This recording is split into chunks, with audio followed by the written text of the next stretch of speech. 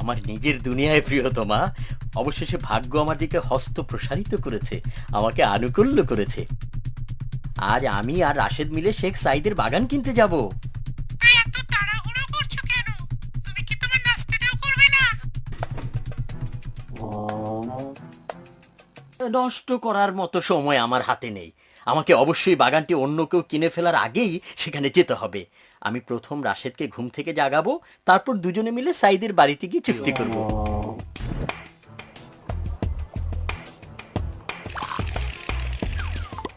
রাশেদ, কোথায় রাশেদ? ওঠো, জলদি ওঠো। নিশ্চয়ই নাইম, সে সব সময় এমন তাড়াহুড়া করে। আগের দরজাটা খুলি। তুমি কি এখনো ঘুমাচ্ছ রাশেদ? গায়ের সব মানুষ জেগে উঠেছে। জলদি কাপড় পরে নাও, চলো জলদি, চলো। আমি ঘুমাচ্ছি না, আমি সব সময় ভোরে উঠি, এমনকি সূর্যোদয়েরও পূর্বে। আলহামদুলিল্লাহ। কিন্তু আপনি এত তাড়াহুড়া করছেন কেন? এখনো তো বেলা ওঠেনি। আমি আমাদের পূর্বে আর কাউকে সে বাগান ক্রয় করতে দেব না। আমাদের নসিবে যা লেখা রয়েছে তা অন্য কেউ নেবে না, অতএব চিন্তা করে লাভ নেই। আল্লাহর নির্দেশের বাইরে কিছুই হয় না। তুমি আছো আল্লাহ ভরসা নিয়ে। শোনো, এদিকে আসো, জলদি করো, আমাদের তর্ক করার মতো সময় নেই।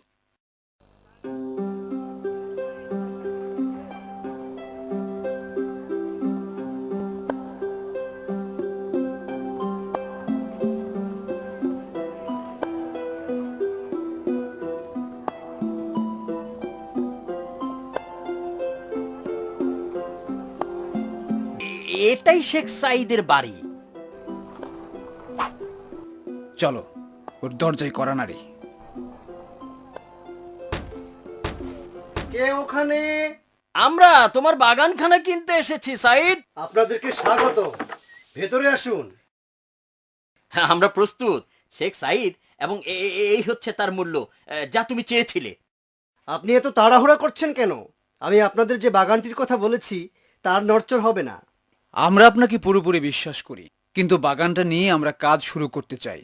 আমরা আমাদের ভাগ্য গড়তে চাই, আর তাই আমরা একটু তাড়াহুড়া করছি আর কি। আচ্ছা ঠিক আছে, এই নিন, এই যে জমির দলিল।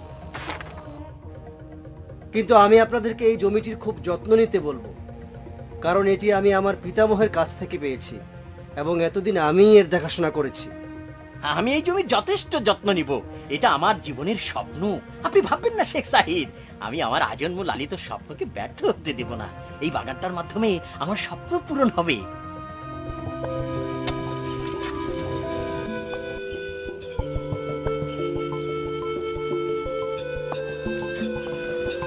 দিনের পর দিন নাইম আর রাশেদ বাগানে কঠোর পরিশ্রম করে গেল।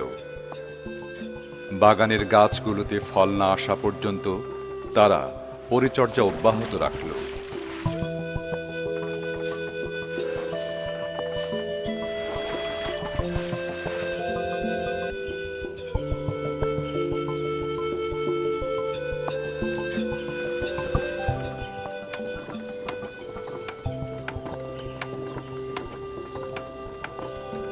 অবশেষে তাহলে গাছগুলোতে ফল ধরলো।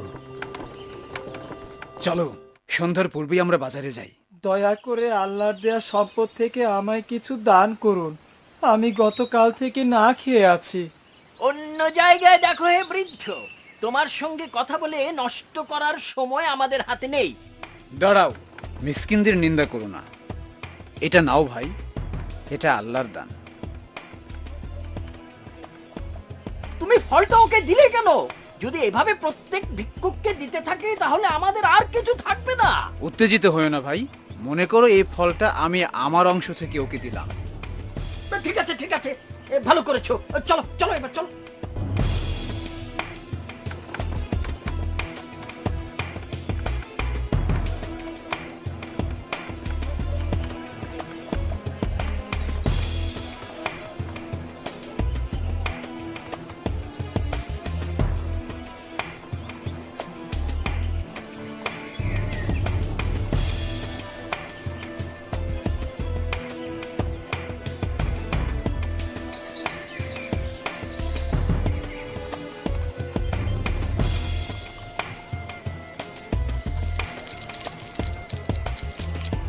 আমি তোমার সঙ্গে একমত।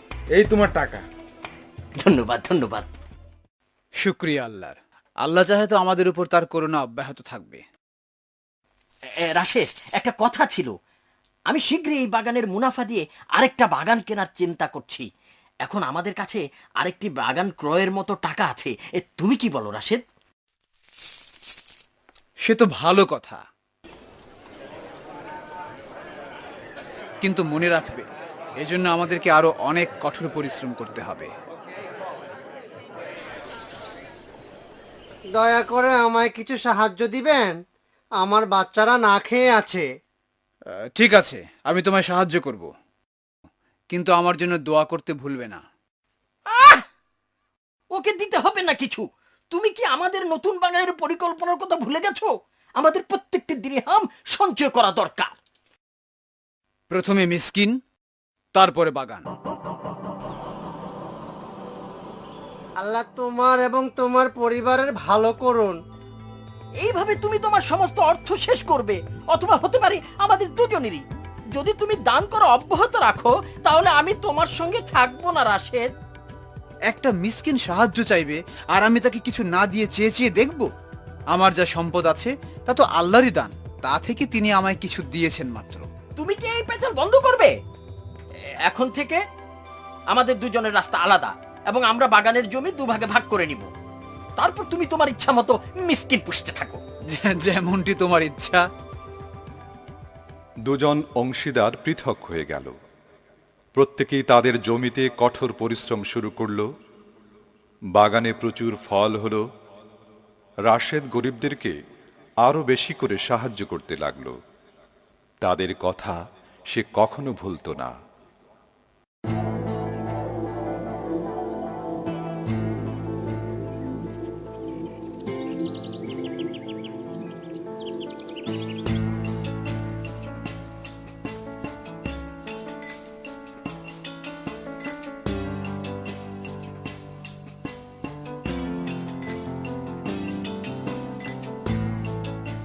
আমি ফলগুলো 2000 দিরহামে বিক্রি করেছি, যেমনটি আপনি বলেছিলেন।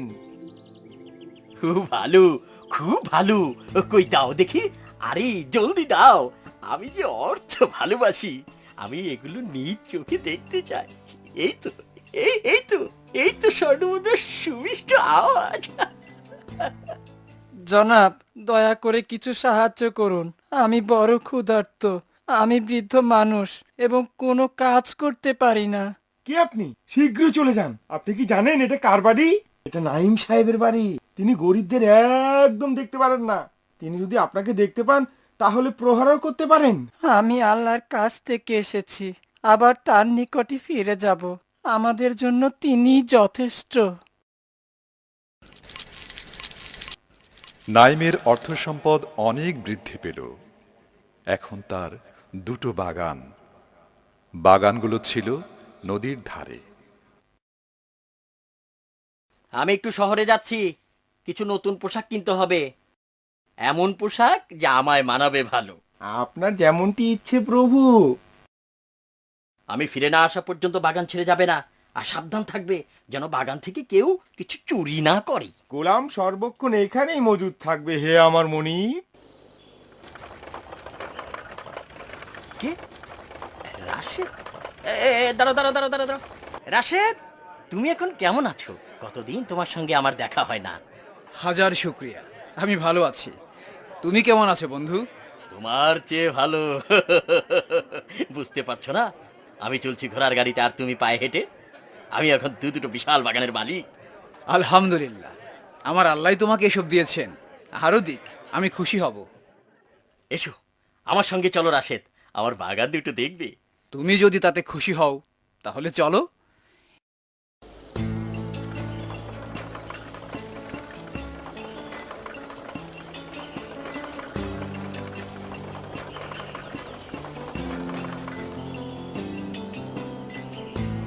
এসব আল্লাহর দান, সকল প্রশংসা কেবল তাঁর।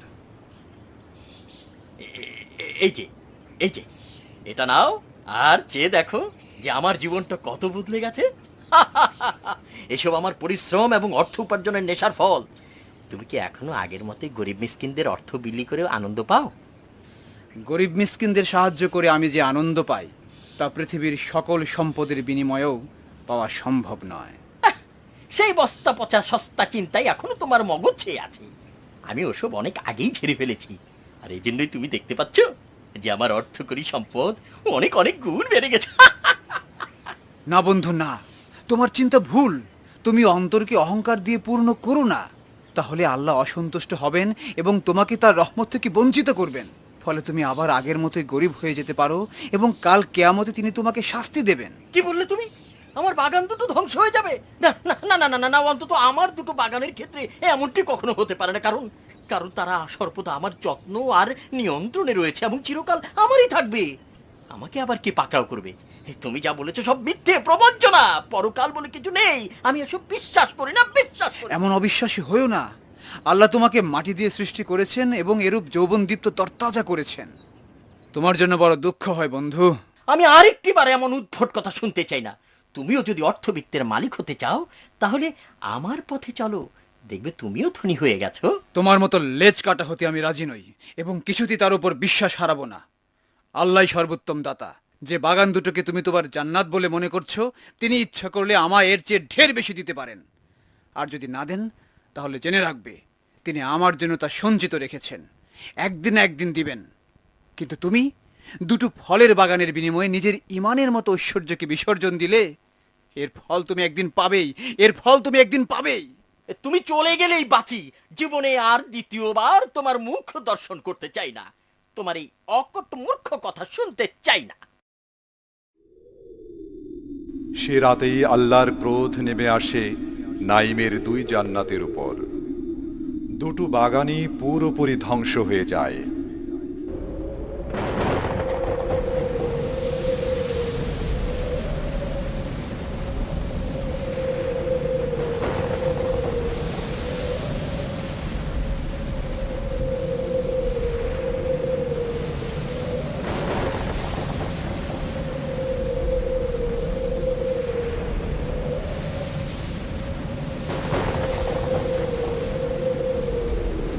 গাছে গাছে ঝুলে থাকা টাটকা ফলগুলো মুহূর্তের মধ্যে লুটিয়ে পড়ে। নাইমের সমস্ত শ্রম পণ্ড হয়ে যায়।